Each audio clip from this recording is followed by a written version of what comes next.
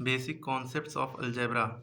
बहुत से बच्चे चाहे क्लास 4 5th 6 7 8 9 10th यहाँ तक कि 12th, उनकी मैथ्स वीक होती है बिकॉज ऑफ दिस कि उनको अलजेब्रा सही से नहीं आती है। तो अलजेब्रा सीखने के लिए पहले जो इसमें जिस तरह से बता रहे हैं उसको सीखें समझें, उससे आपकी अलजेब्रा स्ट्रांग हो जाएगी। ठीक है, अब डायरेक्ट हम शुरू करते हैं। आप लोग जानते हैं कि अलजेब्रा में मेन क्या होता है, कांस्टेंट और वेरिएबल की बात होती है। अगर नहीं पता है तो सुन ले कि कांस्टेंट उसे कहते हैं जो 1 2 3 4 5 6 7 8 9 10 ये जो नंबर होते हैं, जैसे ये जो नंबर है ये सब कांस्टेंट है। ये सब क्या है, कांस्टेंट। कोई भी गिनती है, नंबर है, डिजिट है, वो कांस्टेंट है। ठीक है, और दूसरी बात इसमें होती है लिटरल्स की। लिटरल्स का दूसरा नाम होता है वेरिएबल्स। क्या होता है, वेरिएबल्स। ठीक है, जिसकी वैल्यू चेंज होती रहती है। तो लिटरल और वेरिएबल दोनों बात एक ही है। तो इस ये हम क्या होता है, ए से लेकर जेड तक सारे ही लिटरल या वेरिएबल हैं। उसके अलावा ग्रीक लैंग्वेज होती है, अल्फा बीटा गामा, ये सब वेरिएबल्स में आ सकते हैं या सॉरी कांस्टेंट में आ सकते हैं, और उनको एज अ वेरिएबल भी यूज़ किया जा सकता है। ठीक है, तो वो अलग बात हो गई। लेकिन अभी आप यहाँ पे जाने कि कांस्टेंट क्या है। 1 से लेकर 100 तो नहीं कह सकते, इनफाइनाइट तक कोई भी गिनती। इनफाइनाइट मतलब अनलिमिटेड, गिनती की कोई लिमिट नहीं होती। ठीक है, ये सब कांस्टेंट है। वेरिएबल क्या होता है, ए से लेकर जेड तक ये सब वेरिएबल होते हैं।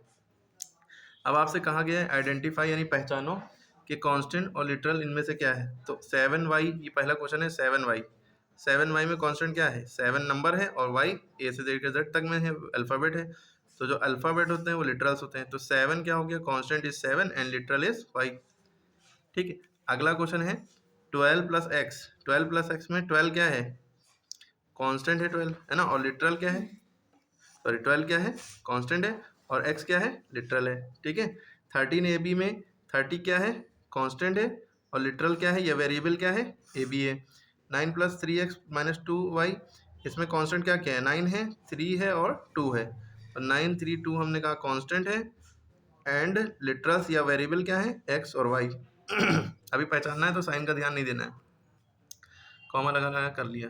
इसी तरह 46 अपॉन पी क्यू, ये अपॉन या बाय या डिवीजन बार, इसको कुछ भी कर लिए। ठीक है, इसका एक्चुअल में मतलब होता है ये, इस लाइन को हम यूँ लिख सकते हैं। ठीक है, तो ये 46 क्या हो गया, हमारा कांस्टेंट हो गया, और लिटरल्स क्या है, पी और क्यू, ये लिटरल हो गए। क्लियर होगी बात। इसके बाद हम बात करते हैं कि एल्जेब्रिक टर्म की। एल्जेब्रिक टर्म तो कांस्टेंट एंड वेरिएबल, वेरिएबल्स को हमने बताया कि लिटरल्स भी कहते हैं, ये दोनों बात एक ही है। ये अगर ये अगर कनेक्ट हो मल्टीप्लिकेशन या डिवीजन साइन से, ठीक है, तो वो एक टर्म है। जब तक कि वो एक टर्म है, जब तक वो मल्टीप्लिकेशन या डिवीजन साइन से कनेक्ट है। ठीक है, और जैसे ही वो प्लस या माइनस साइन से कनेक्ट होगा, जब वो प्लस या माइनस साइन से कनेक्ट होगा इस तरह से, तो वो बन जाएगा एक्सप्रेशन, एल्जेब्रिक एक्सप्रेशन। हाँ, आपको ये भी याद रखना है कि कभी कभी एल्जेब्रिक टर्म एल्जेब्रिक एक्सप्रेशन कहला सकता है। ठीक है, टर्म यानी कि ये पूरा एक टर्म है। अब आप कहेंगे सर मल्टीप्लिकेशन और डिवीजन से कैसे कनेक्ट है, तो आप ध्यान से सुनिए। जैसे लिखा है 3x, तो 3 और x के बीच में यहाँ मल्टीप्लाई छुपा हुआ है। 3x को हम ऐसे भी लिख सकते हैं 3 इंटू एक्स। ठीक है, या हम खाली 3x या 3 डॉट एक्स भी लिख सकते हैं, डॉट लगा दे बीच। तो इनका मतलब होता है कि इनके बीच में मल्टीप्लाई लगा है, तो ये एक टर्म हुआ। ठीक है, अगर लिखा है जैसे लिखा है x अपॉन वाई, ठीक, ये भी एक टर्म माना जाएगा। एक्स वाई लिखा है, ये भी एक टर्म लिखा जाएगा। एक्स इंटू वाई लिखा है, ये भी एक ही टर्म है। ठीक है, एक्स डिवाइडेड बाई वाई लिखा है, ये भी एक टर्म है। क्लियर होगी बात, ये सिंगल टर्म माने जाएंगे क्योंकि बीच में प्लस या माइनस नहीं लगा है। जब बीच में प्लस माइनस लगा होगा तब उसको दो टर्म माना जाएगा। जैसे अगर आप कहें कि ये sir X minus X Y Z, ये कितना टर्म है, तो भी एक ही टर्म है, इन दोनों के बीच में नहीं लगा है प्लस या माइनस। ठीक है, समझ में आ रही बात, ये एक टर्म है। तो टर्म एल्जेब्रिक टर्म का मतलब समझ गए। 3x एक टर्म है, कॉमा 8ab पूरा एक टर्म है, 5x अपॉन वाई एक टर्म है, 12abc एक टर्म है, एटसेट्रा एटसेट्रा वगैरह वगैरह। अब एल्जेब्रिक एक्सप्रेशन क्या होते हैं, जब इनके बीच में एक प्लस या माइनस लगा दें। जैसे ये x डिवाइडेड बाई वाई लिखा था, तो हम इसको अगर हम ये लिख देते x प्लस वाई, तो ये दो टर्म हो गए, या एल्जेब्रिक एक्सप्रेशन हो गया। ठीक है, ठीक है, अगर इसमें z भी ऐड कर दे तो भी ये एक एक्सप्रेशन है। अगर हम कभी कभी खाली यही लिखा रहने दें x, तो भी ये एक एल्जेब्रिक एक्सप्रेशन भी माना जा सकता है और एल्जेब्रिक टर्म भी माना जा सकता है। ठीक है, तो मेन एक्सप्रेशन क्या होता है, जो बीच में प्लस या माइनस से जुड़े हों। अब देखिए यहाँ लिखा है, जैसे अगर हम इतना देखें तो ये 4x एक टर्म है प्लस 7y, ये टोटल ये दोनों मिला के 2 टर्म हो गए, -8 ये 3 टर्म हो गए, एक टर्म 2 टर्म और 3 टर्म। जब ये प्लस या माइनस साइन से जुड़े होते हैं बीच में तो ये एल्जेब्रिक एक्सप्रेशन कहलाते हैं। ठीक है, तब आपको दिख रहा होगा जैसे 5x लिखा है तो ये एक एल्जेब्रिक एक्सप्रेशन है, इसका एक टर्म 5x है और इसमें कितने टर्म है 1। यहाँ देखिए 1 2 बीच में प्लस है ना, तो एक टर्म ये एक टर्म ये, तो 2 टर्म हो गए, अलग अलग टर्म कॉमा लगा के अलग अलग कर लिए तो 2 टर्म है इसमें। यहाँ देखिए 1 2 3 टर्म हो गए। जब प्लस या माइनस होता है तभी टर्म बदलते हैं। इसके साथ 8 के साथ माइनस लगाए, 9 के साथ प्लस लगाए। हमेशा याद रखिए नंबर के पहले उसका साइन होता है। अब ए का साइन क्या है, यहाँ पे छुपा हुआ है प्लस। जब किसी के पहले कुछ नहीं तो उससे पहले प्लस छुपा होता है। ठीक है, तो इसमें टोटल 3 टर्म हो गए। अब इसमें कितने हैं, 1 2 3 4 टर्म। ठीक है, इसमें कितने हैं, 1 2 3 टर्म। ठीक है, कौन कौन से आपने अलग अलग करके लिख लिए।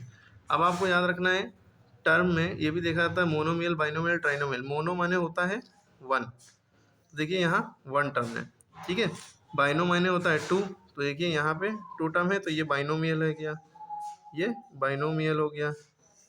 ये क्या है, मोनोमियल है। ठीक है, ये क्या है, जब 3 टर्म होंगे, जब 3 टर्म होंगे उसको क्या कहेंगे, ट्राइनोमियल। ट्राई माने 3, ट्राइनोमियल। 4 टर्म होंगे तो क्वाड्रिनोमियल, लेकिन आपके कोर्स में नहीं होगा, क्वाड्रिनोमियल।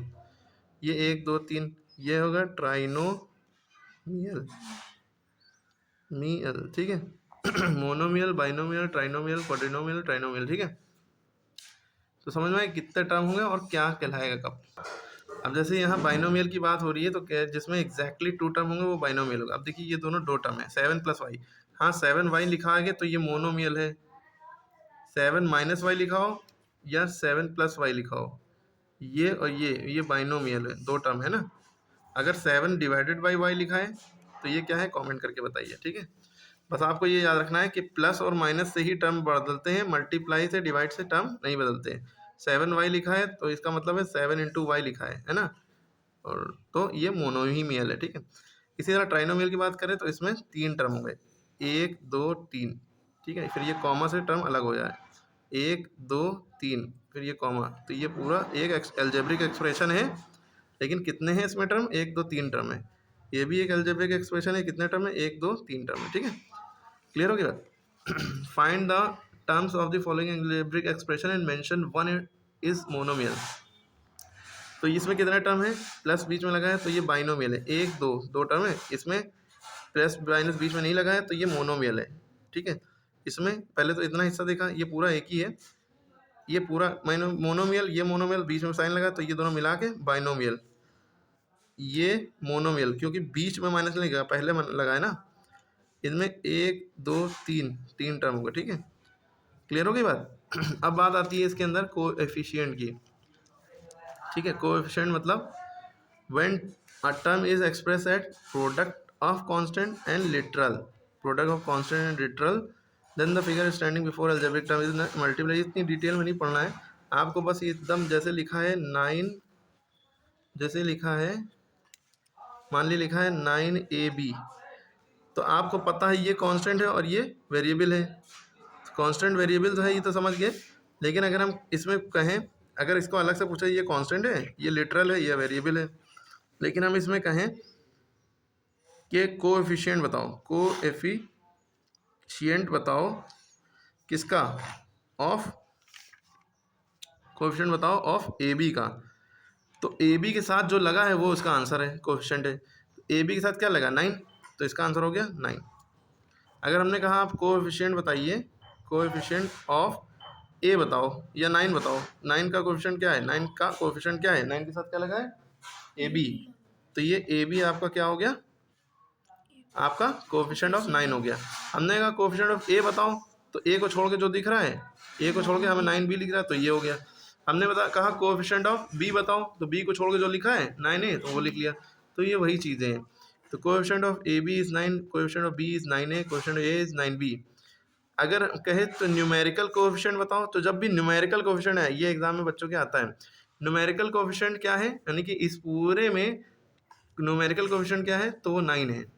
ठीक है, डायरेक्ट न्यूमेरिकल माने नंबर, नंबर कोएफिशिएंट क्या है? नंबर का कोएफिशिएंट नहीं, न्यूमेरिकल कोएफिशिएंट, यानी कि वो जो कोएफिशिएंट जो लगा है वेरिएबल के साथ, वो जो नंबर है वो बताओ। बाकी सब में ये देखते हैं कि कोएफिशिएंट ऑफ ए बी, मतलब ए बी के साथ जो लगा है वो लिख दो, ए बी छोड़ दो, जिसका पूछे उसके साथ जो लिखा है वो लिखो। लेकिन जब न्यूमेरिकल कोएफिशिएंट की बात हो रही है तो वही नंबर लिख देना होता है, उसके साथ जो लगा है वो नहीं लिखेंगे, ठीक है। अब देखिए x इन 7, कोएफिशिएंट ऑफ, किसका कोएफिशिएंट ऑफ? x, x का कोएफिशिएंट किसमें? 7x में। तो 7x में x का कोएफिशिएंट क्या है, यानी x के साथ क्या लगा है? 7, आंसर हो गया 7, ठीक है। इसी तरह कोएफिशिएंट ऑफ किसका? xy का इन -2xy, बताओ xy का कोएफिशिएंट क्या है? xy का कोएफिशिएंट 2 -2 लेंगे, ठीक है।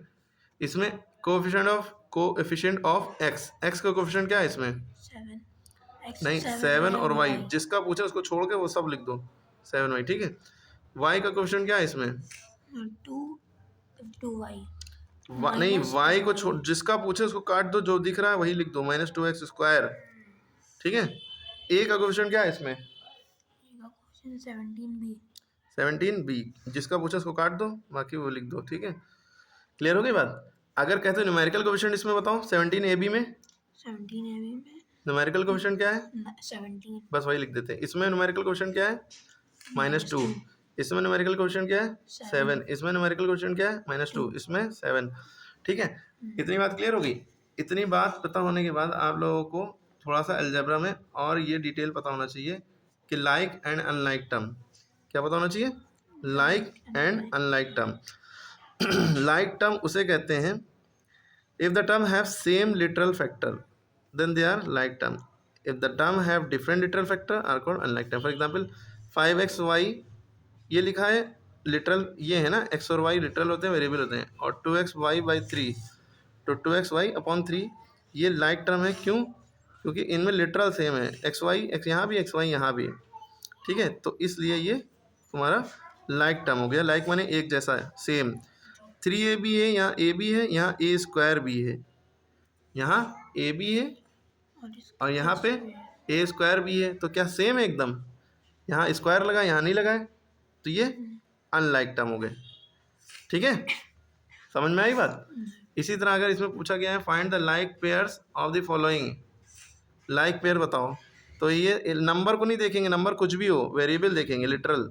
यहाँ XY है, यहाँ भी XY है, माइनस प्लस कुछ ना लगे, कॉमा लगाए, कॉमा से अलग हो, तो इन दोनों में लाइक टर्म है, ये दोनों में? यस सर, XY, ठीक है, तो ये लाइक टर्म हो गया। 7p - 21pq, इन दोनों में क्या लाइक टर्म है?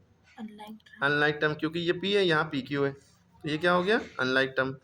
-11xy/3 -11x²/3 अनलाइक हो गया, ठीक है। 9ab² और 23ab², ये लाइक टर्म है। देखो a पे 1 है, b पे 2 है, c पे 1 है, a पे 1 है, b पे 2 है, c पे 1 है। यहाँ पे अगर ये कंफ्यूज करने के लिए ये देते कि जैसे लिख दिया 9a²bc और फिर लिख देते 20 ab²c, तो क्या लाइक है? बताओ। नहीं लाइक है। यहाँ स्क्वायर किस पे है? ए पे है, यहाँ स्क्वायर किस पे? बी पे है, तो ये अनलाइक है। ये क्या है? अगर वो कंफ्यूज करने के लिए ये कर देते कि जैसे 9ab² और आगे लिख देते कॉमा लगा के 2cba², तो क्या ये लाइक टर्म है कि अनलाइक टर्म है? अनलाइक। ये लाइक टर्म है, ये लाइक है। क्यों? एक जैसे हैं, क्यों? देखो ABC, लेकिन यहाँ एक पे स्क्वायर था, यहाँ भी ए पे ही स्क्वायर है, भले ही आगे पीछे लिखे हैं, लेकिन 3 ये भी हैं, 3 ये भी हैं, लेकिन स्क्वायर किस पे था? ए पे, तो ए पे स्क्वायर रहा, पावर 2 ए पे थी, ए पे पावर 2 रही, स्क्वायर माने पावर 2, क्यूब माने पावर 3। यहाँ पे ABC है, यहाँ पे भी ABC है, लेकिन स्क्वायर यहाँ ए पे है, यानी कि ए 2 बार है, ए का स्क्वायर मतलब ए 2 बार है, यहाँ ए 1 बार है और बी कितनी बार है? बी 2 बार है, तो फर्क है ना। तो ये अनलाइक है और ये लाइक है। क्लियर हो रही बात? अगर जैसे लिखा है 2abc या 2xyz, जैसे लिखा है 2xyz और लिखा है 10zyx, बताओ लाइक है कि अनलाइक है? लाइक। क्यों लाइक है। लाइक है? देखो उधर X Y Z X Y same है ना नंबर, बस आगे पीछे आगे पीछे नंबर सेम है। ठीक है, समझ गए? बस ये बातें ध्यान रखनी है। अब देखिए फाइंड द सम। सम माने क्या होता है? जब भी मैथ में लिखा हो SUM सम, सम मीन्स होता है जोड़ना, ऐड करना। सम माने जो कोई भी सवाल है जिसमें लिखा हो सम निकालो, तो सम मीन्स ऐड करना होता है, या ऐड द फॉलोइंग लिखा हो तो भी जोड़ना होता है। एक होता है SOME सम, सम मीन्स होता है कुछ, ठीक है, या SUM सम, सम मीन्स होता है प्लस करना, जोड़ना, दोनों को सम पढ़ते हैं। ठीक है, अब देखिए फाइंड द सम, इन दोनों का सम निकालो, जोड़ो। अब आपको पता है भाई ये 72 है और ये 5M है, ये 72 है, ये 5M है, ये 5 नहीं है, ये 5M है। 5M है। समझ में आ रही बात? तो अगर 72 हो, यहाँ खाली 5 लिखा होता तो जोड़ देते तो कितना हो जाता? 72 + 5 कितना हो? 77। लेकिन इसके साथ M लगा है ना, M पता नहीं M है क्या, M कोई वेरिएबल है जिसकी कोई ना कोई वैल्यू होगी, हमें उसकी वैल्यू तो पता नहीं है, खाली M ही लिखा है। ठीक है, तो ये दोनों कभी जुड़ नहीं सकते। अगर इनको जोड़ेंगे ज़बरदस्ती तो उनको ऐसे लिखा जाएगा, 72 एंड की जगह पे प्लस लगाएंगे, 5M की जगह 5M ही लिख देंगे। ठीक है, ये कभी जुड़ नहीं सकते, इनको ऐसे ही लिखा जाएगा। या तो M की वैल्यू पता हो कि M की वैल्यू 2 है तो 5 2 10 हो जाएगा, 72 + 10 82। M की वैल्यू पता नहीं है, ऐसे ही लिखा है तो ऐसे ही लिखा रहने दो। अगर यहाँ पे भी M लगा होता, 72 में भी M लगा होता तब जुड़ जाता। अगर यहाँ पे क्वेश्चन ये होता 72M एंड 5M, तो हम प्लस लगाते हैं और 5M। अब हमने देखा ये लाइक टर्म है, यहाँ पे भी M है, यहाँ पे भी M है, ये दोनों नंबर को जोड़ दो, 72 + 5 कितना हो गया? 77। और 2M दोनों में था तो M यहाँ पे हमने लगा दिया, तब ये जुड़ सकता है, तब ये जुड़ सकता है क्योंकि दोनों में लाइक टर्म है ना, इसीलिए लाइक अनलाइक पढ़ाया गया। अब आप देखिए यहाँ पे लिखा है 11XY और यहाँ पे लिखा है 24XY, दोनों लाइक टर्म है। क्या है? लाइक टर्म है, तो ये दोनों जुड़ जाएंगे ना, क्योंकि लाइक टर्म जब होगा तो जुड़ जाएगा। अरे XY यहाँ भी, XY यहाँ भी, दोनों लाइक है ना, सेम सेम है। अब नंबर जो भी हो उनको जोड़ दो, 24 + 11 कितना होगा? 35 जोड़ोगे, और XY 2 बार कॉमन है, एक बार लिख दिया। अब इसी तरह यहाँ पे 30X + 12Y, इसमें क्या होगा? 30X + 12Y, तो 30X लिखा प्लस 12Y। क्या ये कभी जुड़ सकते हैं? ये अनलाइक टर्म है, यहाँ X है, यहाँ Y है। ठीक है, ये X है, ये Y है, कभी नहीं जुड़ सकता, ये ऐसे ही लिखे जाएंगे। ठीक है, इसी तरह 8x² है, 8x² है, 41x² है, ये कभी जुड़ सकते हैं? अरे ये लाइक टर्म है, जुड़ सकते हैं, लाइक टर्म है ना, एक जैसे हैं तो ये जुड़ सकते हैं। 8 और 48 और 41 + 8 कितना हो गया? 49। 49 x² ही लिख दिया एक बार। ठीक है, क्लियर हो गई बात? तो आपको ये सब बातें समझनी हैं, और हम डायरेक्ट कर रहे हैं तो आपको करना कैसे है? जैसे 8x² + 41x² है, तो जब देखेंगे लाइक टर्म है दोनों में, x² दोनों में है, तो दोनों का x² बाहर कॉमन ले लेंगे। पहले हम ब्रैकेट के अंदर नंबर साथ में लिख देंगे, 8 + 41, ये ज़रूर करना, एक स्टेप ना खाना। इसको और इसको साथ में लिख दिया, ब्रैकेट लगा दिया, बाद में ये दोनों में कॉमन है तो इसको बाहर लिख लिया। ठीक है, अब इन दोनों को जोड़ लिया, 49 आ गया, फिर x², हमने डायरेक्ट आंसर लिखा। ठीक है, अब इसको देखो सब्ट्रैक्ट। पूरी मैथ में जब भी सब्ट्रैक्ट करना हो, या तो सब्ट्रैक्ट लिखा होगा या तो फाइंड द डिफरेंस लिखा होगा। क्या लिखा होगा? डिफरेंस माने भी घटाना होता है, माइनस करना, और सब्ट्रैक्ट माने भी घटाना होता है, सम माने प्लस करना होता है। एक चीज़ और याद रखिए, एक चीज़ होती है प्रोडक्ट, प्रोडक्ट मीन्स होता है मल्टीप्लाई करना। क्या होता है? ठीक है, क्लियर हो गई बात? Product means multiply, difference means घटाना, सब्ट्रैक्ट करना, सम माने ऐड करना, जोड़ना। अब देखिए सब्ट्रैक्ट करना है, डिफरेंस निकालना है, लेकिन यहाँ लिखा है 67 को फ्रॉम माने से, 34A से 67 को 34 से डिवाइड करो। अब आप अगर यहाँ पे 34, पहली बात, एक बात पहले इसमें समझ लो, जब फ्रॉम लगा होगा तो फ्रॉम के बाद वाला नंबर ऊपर उतारते हैं, फ्रॉम के पहले वाला नीचे उतारते हैं। ठीक है, जैसे लिखा है, अगर ये लिखा होता सब्ट्रैक्ट 2 फ्रॉम 5, तो इसको हम ये नहीं लिख सकते हैं कि सब्ट्रैक्ट करना है तो फ्रॉम की जगह माइनस यहाँ पे लगा दिया और यूँ उतार दिया, ऐसे गलत है। फ्रॉम के बाद जो नंबर लिखा है वो पहले उतारो, उसको पहले ले जाओ। फ्रॉम के बाद जो नंबर लिखा है फ्रॉम माने से, इसको घटाओ इससे, इससे पहले इसको उतारा, चाहे बड़ा हो चाहे छोटा हो, पहले इसको उतारा, फिर फ्रॉम की जगह माइनस लगाए, उधर से इधर आ रहे हैं -2, 5 में से 2 गया 3 बचा। लेकिन यहाँ पे तो उल्टा है कि आपको ये छोटा दिख रहा है, ये बड़ा दिख रहा है ना। और हमें पता है कि हम इसमें से इसको घटा भी नहीं सकते। क्यों नहीं घटा सकते? क्योंकि यहाँ ए लगाए, यहाँ पे ए नहीं लगाए, है ना। लेकिन हमारा काम क्या है, जो जैसा कहें वैसे कर दो। फ्रॉम के बाद जो लिखा है 34 है, तो फ्रॉम के बाद वाला नंबर पहले उतारते हैं, और फ्रॉम की जगह माइनस आ गया, उससे पहले जो लिखा है 67 वो उतार दिया। तो यही हमारा आंसर हो गया, इसमें कुछ करना ही नहीं है, ऐसे ही उतार देना है बस। ठीक है। इसी तरह अगला सवाल है अच्छा, इसको सॉल्व क्यों नहीं कर सकते? क्योंकि घटा क्यों नहीं सकते? क्योंकि ये अनलाइक टर्म है, यहाँ ए लगा है, यहाँ ए नहीं लगा है। अगर ये होता 34 में से 67 घटाओ, लेकिन यहाँ पे लिखा होता 34 मैंने 34 ए यहाँ पे लिखा है, 67 ए यहाँ पे भी लिखा होता, तो हम लिखते 34 ए माइनस 67 ए। अब दोनों में माइनस लगाए, सॉरी दोनों में ए है, दोनों में ए है, लाइक टर्म है, अब ये माइनस हो जाएगा। अब आप कहेंगे सर छोटा तो ये है, बड़ा ये है, हमेशा बड़ा पहले लिखते हैं, बात तो सही है। लेकिन जब छोटे में से बड़ा घटाते हैं तो आंसर तो वही आएगा जो बड़े में से छोटे को घटाने को आएगा, लेकिन माइनस में आएगा। क्योंकि बड़ा नंबर 67 है, इसके पहले माइनस लग गया है, ठीक है। जो बड़े नंबर से पहले साइन होता है वही लगता है। तो हम 67 से 34 को घटा लेंगे, 7 में 4 गया 3, 6 में से 3 गया 3, आया हमारे पास 33। लेकिन 33 के साथ ए भी लगा था, तो ए भी लगेगा ज़रूर, लेकिन माइनस में आएगा। क्या आएगा? -33 है। क्यों? क्योंकि जो बड़ा नंबर है उसका साइन लगाते हैं। क्लियर हो गई बात? इसी तरह अब यहाँ पे आए 23 PQ फ्रॉम 49 PQ। क्या करना है? 23 PQ फ्रॉम 49 PQ। तो फ्रॉम के बाद वाला हमने बताया ऊपर लिखेंगे 49 PQ। आप लोग कॉपी में करिएगा, हम तो इस पर कर रहे हैं। 49 PQ लिखा, फ्रॉम माने माइनस होता है, 23 PQ यहाँ पर उतार लिया और माइनस कर दिया। जब माइनस करेंगे 9 में से 3 गया 6, 4 में से 2 गया 2, 26 PQ। ठीक है।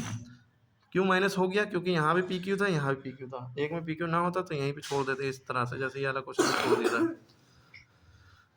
अब आप देखिए, क्या ये लाइक टर्म है? ये ए बी है, ये ए है, क्या ये दोनों लाइक टर्म है? अनलाइक है, एक जैसे नहीं है। जो वीडियो पॉज करे, स्किप करेगा, छोड़ छोड़ के देखेगा, उसके तो समझ ही नहीं आएगा। पूरी वीडियो देखोगे 2 बार, जिंदगी भर के लिए समझ में आ जाएगी इंशाल्लाह। तो 56 AB फ्रॉम 70 ए। तो हम क्या करेंगे इसमें पहले?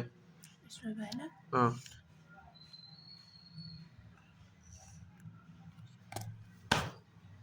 क्या करेंगे इसमें पहले? ध्यान से नहीं देख रहे थे? माइनस करना है ना, सब्ट्रैक्ट करना है। यहाँ लिखा है भाई सब्ट्रैक्ट करो। क्या करेंगे पहले? 70 माइनस, सबसे पहले क्या उतारेंगे? सबसे पहले क्या उतारेंगे? 70 माइनस 70 ए उतारेंगे। 70 ए माइनस 56 AB। ठीक है। क्या ये माइनस हो सकता है?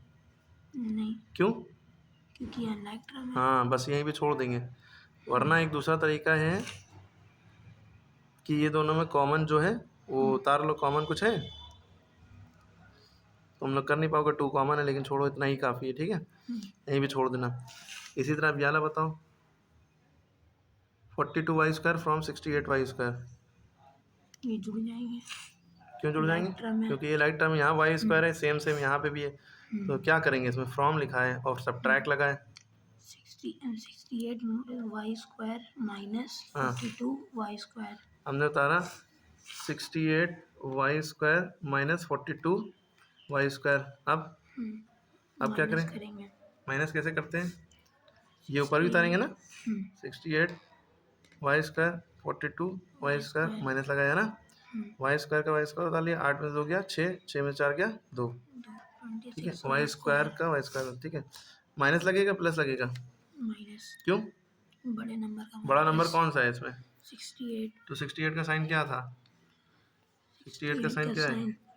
y²। अरे साइन हम पूछ रहे, नंबर नहीं। इसका कोई साइन नहीं है। तो जिसका कोई साइन नहीं है तो कौन सा होता है? वो उसका 26y² लिख देंगे। नहीं, साइन कौन सा है इसमें? जब कोई साइन नहीं है तो इसमें साइन कौन सा है? सब्ट्रैक्ट। ना यहाँ माइनस लगा है ना यहाँ माइनस लगा है, तो ये तो माइनस फ्रॉम वाला था, उससे फ़र्क नहीं पड़ता। हमें ये ऊपर उतारना है 68y² हमने ऊपर उतार लिया पहले उतार लिया या ये कर लो। फिर माइनस लगाया फ्रॉम की वजह से, माइनस काहे की वजह लगाया, फ्रॉम की वजह से 68y हमने स्क्वायर उतारा और यहाँ फ्रॉम लगा था उसके लिए माइनस लगाया, 42y² उतार लिया। फिर जब हमने फिर इसको ऊपर उतारा इसको नीचे उतारा फिर ये माइनस कर दिया, ठीक है, माइनस कर दिया। जब हम माइनस करेंगे तो आंसर आ गया माइनस करने के बाद, लेकिन यहाँ पे साइन प्लस ही का लगेगा क्योंकि 68 के पहले कुछ नहीं लगा, 68 प्लस है तो इसका साइन प्लस लगा रहेगा, ठीक है। क्लियर हो गई बात, याद रखना है। अब ये सारे कर लोगे, जल्दी जल्दी बताते जाओ। इसमें क्या बताना है, find the constant variable from the following. इसमें बताओ कांस्टेंट क्या है, कांस्टेंट बराबर 89 माइनस 18 89 माइनस लगाना उसे लगा दो। वेरिएबल क्या है, ए वेरिएबल क्या हो गया या लिटरल क्या हो गया ए। इसमें बताओ कांस्टेंट क्या है, 15 वेरिएबल एक्स xy। इसमें क्या है ए, ए सॉरी कांस्टेंट क्या है 3 और 9, 3 और 9 ऐसे लिखेंगे 39 ना लिख देना, 3,9 कांस्टेंट बराबर 3,9 वेरिएबल बराबर a, c। A C variable क्या है a, c। सी इसमें कांस्टेंट बराबर 4, 5, 8 माइनस चाहे लगाना चाहो लगा दो ऐसे। कांस्टेंट बराबर 4, 5, -8, ठीक है। वेरिएबल्स वेरिएबल बराबर A B A, B, comma लगाना ज़रूरी है, ठीक है, अलग अलग है ना, ट्राइनोमियल है ना। अब इसका अगला सवाल है, classify the following algebraic expression, mention the terms of them. कितने टर्म है तो ये मोनोमियल तो है, मोनोमियल है, इसमें कितने टर्म है, 1। ये क्या है, बाइनोमियल तो लिखेंगे बाइनोमियल, और कितने टर्म है, 2 टर्म है। कौन कौन से 2 टर्म्स लिखने के बाद भी हम साफ साफ लिखेंगे 33m, 5। ये क्या है, ये बाइनोमियल तो हम कैसे करेंगे, इसका लिखेंगे ये क्या है बाइनोमियल, और कितने टर्म है 2 टर्म्स। कौन कौन से टर्म है, 85a², -85a, अलग अलग करके लिखना पड़ेगा। हमें माइनस की जगह कॉमा लगा देते हैं, माइनस तो लगेगा ही। उसके बाद find the coefficient of x from the following. अब बताओ x का कोएफिशिएंट बताओ सबने, x का 71, इसका हो जाएगा 71 क्योंकि x के साथ जो लगा है वो लिख दो। इसका -34y, ठीक है, इसका 5/4, ये अपॉन है ना, 5/4। इसको एक्चुअल में ऐसे लिखा जाएगा 5x/4।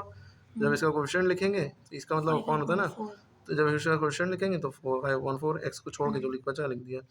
इसका -88q², इसका -13ab। कॉमेंट बाकी सारे आप कॉपी पे साफ साफ करके उतारिए और कमेंट करिए जो ना समझ में आए, ठीक है। Find the coefficient of a, किसका बताना है a फ्रॉम द फॉलोइंग। तो a के साथ क्या लगा है 41b, इसका आंसर हो गया 41b।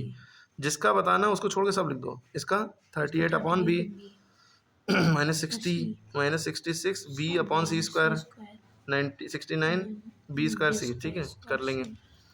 Find the numerical coefficient, numerical coefficient and literal coefficient from the following, ठीक है। न्यूमेरिकल कोएफिशिएंट इसमें क्या है, न्यूमेरिकल कोएफिशिएंट क्या है इसका 11। न्यूमेरिकल जब भी पूछे तो वो जो नंबर है वही लिख दो, ये नहीं कि उसके साथ वाला लिखो। इन सब में तो जो जिसका पूछे उसको छोड़ के बाकी सब लिखना है, लेकिन जब न्यूमेरिकल पूछे तो नंबर लिख दो। और लिटरल कोएफिशिएंट पूछे, लिटरल माने होता है वेरिएबल XYZ पूरा हो गया, ठीक है। इसमें न्यूमेरिकल क्वेश्चन ये हो गया -34 और लिटरल AB हो गया। इसमें न्यूमेरिकल क्वेश्चन 4/9 वेरिएबल MN, ठीक है। बाकी आप खुद बताइए। Identify the pair of like terms, क्या लाइक टर्म्स जो एक जैसे हैं। तो देखो एक जैसे कौन कौन से हैं इसमें, लाइक टर्म कौन कौन से हैं, ये XY है, ये x/y, ये नहीं लिया जाएगा XY, तो इसका कोई लाइक टर्म नहीं। y² वाला ढूंढो, तो इसमें ये लाइक टर्म नहीं है। y², कहीं y² है, यहाँ y² है, ठीक है, y² है, लेकिन ये वेरिएबल में कुछ नीचे का नहीं देखेंगे। ये एक्चुअल में लिखा है 4y²/9, इसका मतलब होता है अपॉन 9, ठीक है। इसका एक्चुअल मतलब तो ये हमने बता दिया। और इसमें देखिए y² का y² यहाँ पे भी है और y² का y² यहाँ पे भी है, नंबर कुछ भी हो, तो ये दोनों लाइक टर्म है। और कोई लाइक टर्म नहीं, तो हम लिखेंगे लाइक टर्म इसमें क्या क्या है, 9y² कौन कौन से 9y² कॉमा 4/9y², ठीक है। ठीक है, और देखा हमने ये xy है, कहीं xy है नहीं है। और हमने देखा x² है, ये x² है, हाँ ये भी x² है, तो ये दोनों लाइक टर्म हो गए। -7x², 35x², ठीक है। और कौन सा है, ये x/y है, और कहीं x/y है, ये x/y है, तो ये दोनों लाइक टर्म है, इन दोनों को साथ में लिख लेंगे। -27x/y, 4x/y, ठीक है। ये दोनों लाइक टर्म, ये दोनों लाइक टर्म, ये दोनों, ठीक है, लाइक टर्म अलग अलग हो गए। अब देखिए इसमें, give the algebraic expression of the following 9 added to m। Algebraic expression बनाना है, यानी कि जो भी नंबर दिए हैं इनको प्लस और माइनस से जोड़ना है, नंबर वेरिएबल को बीच में प्लस और माइनस आना चाहिए। 9 एडेड टू माने प्लस हो गया, और m लिख दिया, ठीक है। ये दोनों जोड़ नहीं सकते, ऐसे ही लिख रहे हैं क्योंकि ये अनलाइक है। x increased by y, increased by माने होता है प्लस, तो x plus y। 21 added to 3n, तो 21 का 21 एडेड टू मतलब plus 3n। 5x increased by 33, तो 5x का 5x इंक्रीज बाय की जगह प्लस 33। अब यहाँ पे समझो, 11 सब्ट्रैक्टेड फ्रॉम a, तो हमने बताया कि जब भी सब्ट्रैक्टेड लिखा होगा फ्रॉम के बाद नंबर पहले लिखते हैं, पहले हमने a लिखा, माइनस सब्ट्रैक्टेड के लिए -11, ठीक है। 2p reduced by 9q, 2p reduced by 9q, ठीक है। 2p reduced by, तो 2p माइनस reduced by माने माइनस भी होता है, और reduce माने कटना भी होता है। 2p/9q भी लिख सकते हैं, देख लीजिएगा बुक में। वैसे 2p reduced by 9q तो मतलब 2p - 9q। सब्ट्रैक्टेड फ्रॉम लिखा होता है तो फ्रॉम के बाद पहले लिखते हैं। एक्चुअल में इसका ये भी लिख सकते हैं 2p/9q, लेकिन अब बुक वाले क्या दे रहे हैं, तो वो शायद यही दिए हो कि ये 2p माइनस reduced by माने -9q। 63 सब्ट्रैक्टेड फ्रॉम, हमने कहा फ्रॉम के बाद जो लिखा वो पहले लिखेंगे, तो xy पहले लिखा, सब्ट्रैक्टेड -63, ठीक है। ये दोनों सॉल्व हो नहीं सकते, वरना माइनस कर देते, क्योंकि वो xy है, इसमें से कहाँ जाएगा। अब देखो ये सम है, हमने बताया ना, सम माने जो भी नंबर